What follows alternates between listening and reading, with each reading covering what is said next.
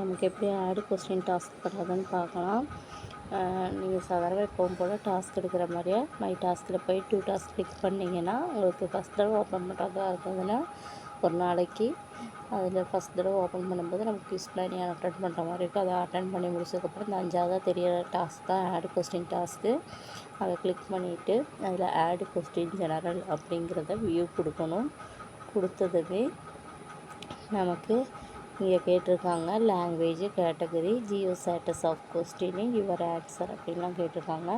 Language நமக்கு இங்கிலீஷில் மட்டும்தான் இங்கே கொஸ்டின் ஆட் பண்ண முடியும். மலையாளத்துலேயோ தமிழ்லையோ இல்லை வேறு ஏதாவது லாங்குவேஜில் நமக்கு இங்கே கொஸ்டின் ஆட் பண்ண முடியாது. ஒன்லி இங்கிலீஷ் மட்டும்தான் ஆட் பண்ண முடியாது. இப்போ ஆல்ரெடி இங்கிலீஷ் கொடுத்துருக்காங்க. கேட்டகரி இப்போ நம்ம எடுக்க போகிற கொஸ்டினை எந்த கேட்டகரியில் நமக்கு அதை இன்க்ளூட் பண்ண முடியும்னு ஃபஸ்ட்டு பார்க்கணும். அப்போது இப்போ இங்கே நிறைய கேட்டகரி கொடுத்துருக்காங்க. Cinema, music, maths, science, biology, chemistry, physics, geography, history அப்படி நிறைய கீழே கொடுத்துருக்காங்க. இப்போ நம்ம எடுக்க போகிற கொஸ்டினை எந்த கேட்டகரியில் வரும் அப்படின்னு பார்த்துட்டு கரெக்டாக அதுக்கு உண்டான சூட்டபுளான கேட்டகரியை செலக்ட் பண்ணி கொடுக்கணும். நான் எடுக்க போகிற கேட்டகரி எக்கனாமிக் கேட்டகரி, அதனால் எக்கனாமிக் செலக்ட் பண்ணி கொடுத்துட்டேன். அதுக்கப்புறம் ஜியோ ஸ்டேட்டஸ் ஆஃப் கொஸ்டின் என்னென்னு பார்க்கணும்.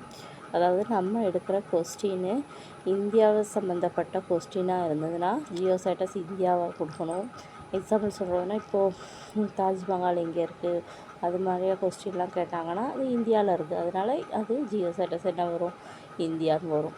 இப்போது ஜப்பானோட பிரசிடெண்ட் யார், அமெரிக்கா பிரசிடெண்ட் யார் அப்படின்னு கேட்டாங்கன்னா அது ஃபாரினில் வரும். இப்போது ஒன்றுக்கு மேற்பட்ட கண்ட்ரியை பற்றி சொல்கிறதுன்னா இப்போ நிறையா கண்ட்ரி இப்போ வேர்ல்டு பரமாக அப்படி ஏதாவது விஷயம் சொல்கிறாங்கன்னா வேர்ல்டு கப் எங்கே நடந்தது அது மாதிரிலாம் கேட்பாங்க இல்லையா. அப்படிலாம் கேட்டாங்கன்னா அது குளோபலில் கொடுத்துக்கணும். அப்போ இந்த 3 இது உங்களுக்கு தெரியும். நான் எடுக்க போகிற கொஸ்டின் வந்துட்டு குளோபல் வரும். அதனால் நான் குளோபல் கொடுத்துக்கிறேன். அதுக்கப்புறம் இங்கே நமக்கு ஆன்சர் ஃபஸ்ட்டு கொடுக்கணும். எல்லா பக்கமே நம்ம கொஸ்டின் கொடுத்துட்டு தான் ஆன்சர் கொடுப்போம். இங்கே நம்ம ஆன்சர் கொடுக்கணும். ஏன்னு கேட்டிங்கன்னா நம்ம கொடுக்குற ஆன்சரில் யாராவது அந்த ஆன்சர் வச்சு எவ்வளோ கொஸ்டின் ஆட் பண்ணியிருக்காங்க, நம்ம நினைக்கிற கொஸ்டின் அங்கே ஆட் பண்ணியிருக்காங்களா அப்படிலாம் பார்க்க முடியும் நம்மளால். அப்போ நம்ம இங்கே ஆன்சரை ஆட் பண்ணணும். நான் கொஸ்டின் எடுத்துகிட்டு வந்துடுறேன். நம்ம எந்த சைட்டில் போய் கொஸ்டின் எடுக்கிறோமோ அதோடய சைட்டு கரெக்டாக பார்த்து வச்சுக்கணும். நான் கொஸ்டின் கொஞ்சம் செலக்ட் பண்ணி வைக்கலாம். நான் இந்த கொஸ்டின் எடுக்க போகிறேன். அதோட answer ratio of export prices to import prices அப்படின்னு வந்திருக்கு. கொஸ்டின் எடுத்தாச்சு. அந்த இங்கே காப்பி பண்ணி கொடுக்கணும். கொடுத்ததுக்கப்புறம் நெக்ஸ்ட்டு கொடுக்கணும். நெக்ஸ்ட்டு கொடுத்ததுமே அந்த கொஸ்டினை யாராவது ஆட் பண்ணியிருக்காங்களான்னு காட்டும். இப்போ டேர்ம்ஸ் ஆஃப் ட்ரேடுன்னு உள்ள கொஸ்டின்.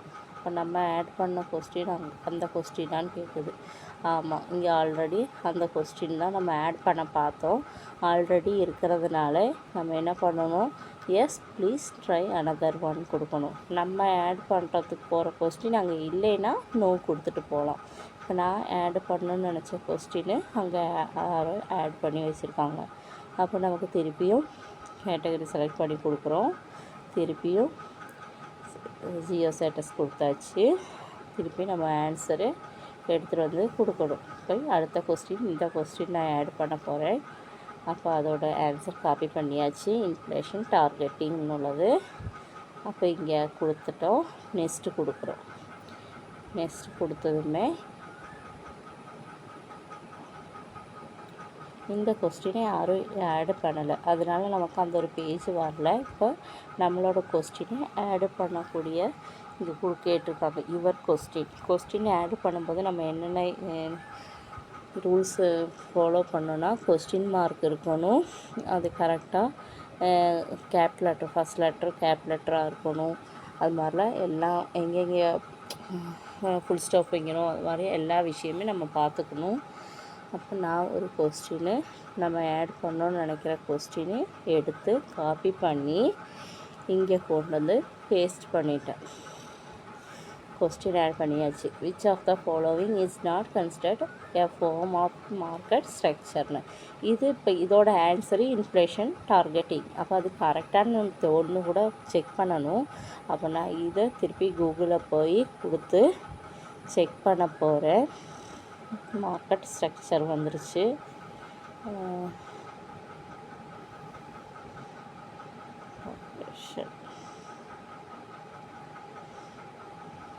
Okay, answer correct.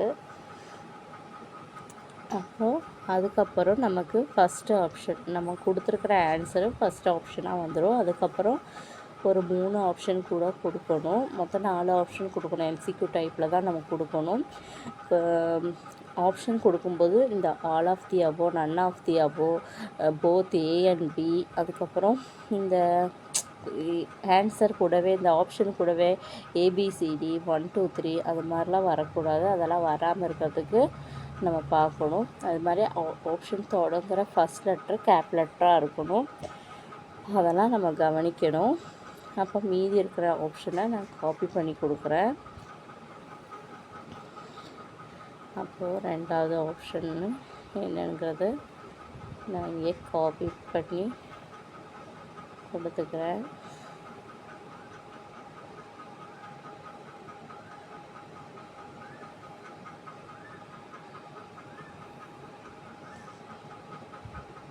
இப்போ 4 ஆப்ஷன் கொடுத்தாச்சு.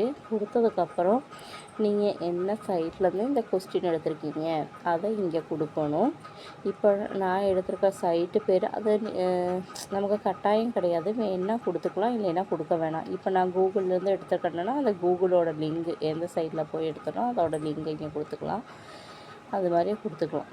இப்போ நான் எதுவும் கொடுக்க போகிறது கிடையாது. அதுக்கப்புறம் நெக்ஸ்ட்டு கொடுத்து முன்னாடி போனதுக்கப்புறம் இங்கே நம்ம கொடுத்ததெல்லாம் ஒரே பேஜில் வந்திருக்கு. அப்போ அதெல்லாம் கரெக்டாக பார்க்கணும். லாங்குவேஜ் இங்கிலீஷ் கொடுத்தாச்சு, கேட்டகரி எக்கனாமிக் கொடுத்தாச்சு, குளோபல் கொடுத்தாச்சு, கொஸ்டின் மார்க்குக்கு டபிள்யூ வச்சு தான் ஸ்டார்ட் பண்ணியிருக்கோம். ஆன்சர்லாம் கொடுத்தாச்சு, எல்லாமே கொடுத்துருக்கோம். இதெல்லாம் ஓகே. ஏதாவது தப்பு இருக்கா என்ன ஏதுன்னு பார்த்துட்டு இருந்ததுன்னா நீங்கள் அதை கிளியர் பண்ணிக்கணும். இங்கேயே கிளியர் பண்ண முடியும். உங்களுக்கு ஏதாவது ஸ்பெல்லிங் மிஸ்டேக் இருந்ததுன்னா அதெல்லாம் கரெக்ட் பண்ணி கொடுத்துக்க முடியும். இல்லை எல்லாம் கரெக்டாக இருக்குது அப்படின்னா ஐ ஹியர்பை டிக்ளேர் அதுங்கிறது அந்த சின்ன பாக்ஸ் இருக்குது பார்த்தீங்களா, அதில் டிக் பண்ணிவிட்டு சப்மிட் கொடுத்தீங்கன்னா நம்ம கொஸ்டின் சப்மிட் ஆயிரும். இவ்வளோதான் ஆடு கொஸ்டின் பண்ணும்போது கரெக்டாக பண்ணணும். ஏன்னா நமக்கு இங்கே மைனஸ் பாயிண்ட் வரும். நம்ம ஒரு கொஸ்டின் கரெக்டாக ஆன்சர்லாம் எல்லாம் கரெக்டாக பார்த்து ஆடு பண்ணிட்டோம்னா நமக்கு கிடைக்கிறது 25 பாயிண்ட்ஸு.